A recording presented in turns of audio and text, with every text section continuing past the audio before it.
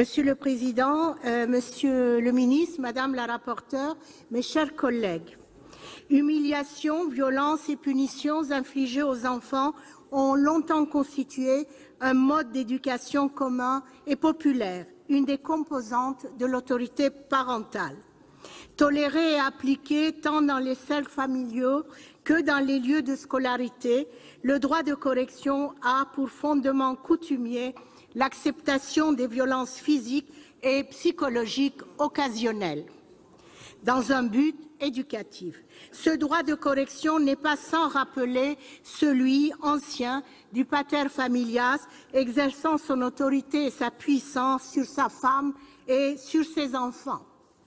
Les dispositions du Code pénal prévoient des sanctions dans les cas de violences faites sur les mineurs, mais ces dernières n'ont pas pour objet premier la sanction des punitions corporelles.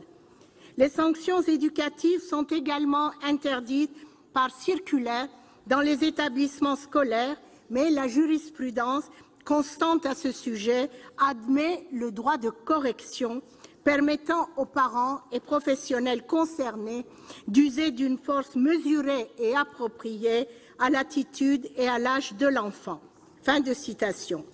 Pourtant, divers travaux scientifiques, à l'instar de l'étude du professeur Martin Teicher de l'Université de Harvard, ont mis en évidence les impacts négatifs de ces violences éducatives ordinaires, notamment dans le développement du cerveau de l'enfant et dans l'apparition de certaines pathologies comportementales.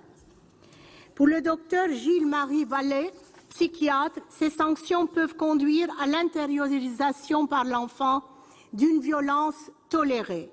Cette banalisation du recours au châtiment corporel peut favoriser à terme le passage à l'âge adulte, aux violences conjugales et à d'autres formes de violences exercées au sein de notre société. Tolérer ces punitions physiques et violences verbales pourrait également générer un terrain propice aux maltraitances plus graves. C'est dans ce contexte que 44 pays, dont 27 États européens, ont pris conscience de l'intérêt d'une éducation bienveillante en affirmant dans leur législation l'illégalité des châtiments corporels. Cette interdiction fait écho aux conventions internationales relatives aux droits des enfants et aux nombreuses recommandations du Conseil de l'Europe et du Comité européen des droits sociaux. Nous tenons donc à saluer l'initiative de notre collègue Laurence Rossignol qui, s'appuyant sur les recommandations du Défenseur des droits, proposait dans la première mouture de ce texte de prohiber les recours aux punitions et châtiments corporels au sein même de la définition de l'autorité parentale prévue par le Code civil.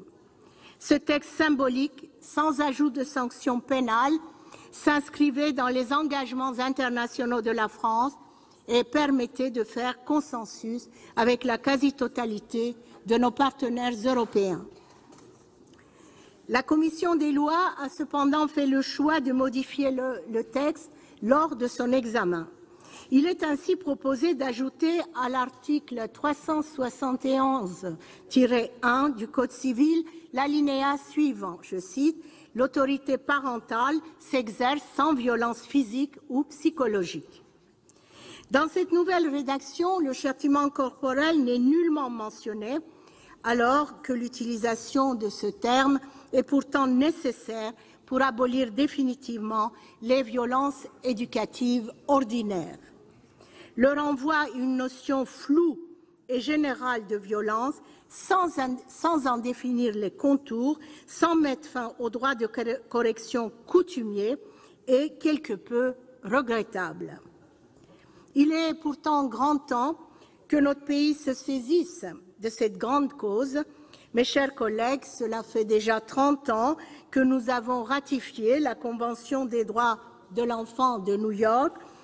Sur un tel sujet, nous ne pouvons rester dans le mutisme ou avancer à petits pas.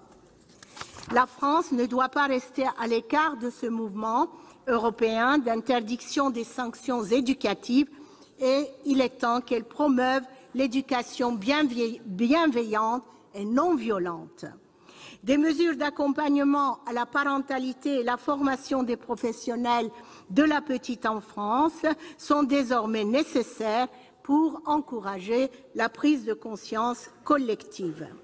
L'intention de cette proposition de loi est louable, si je puis m'exprimer ainsi, même si elle est symbolique, car elle permettra d'envoyer un signal fort contre les violences exercées à l'encontre des enfants, sans culpabiliser ou moraliser les parents. Ainsi voterons-nous en faveur de ce texte. Je vous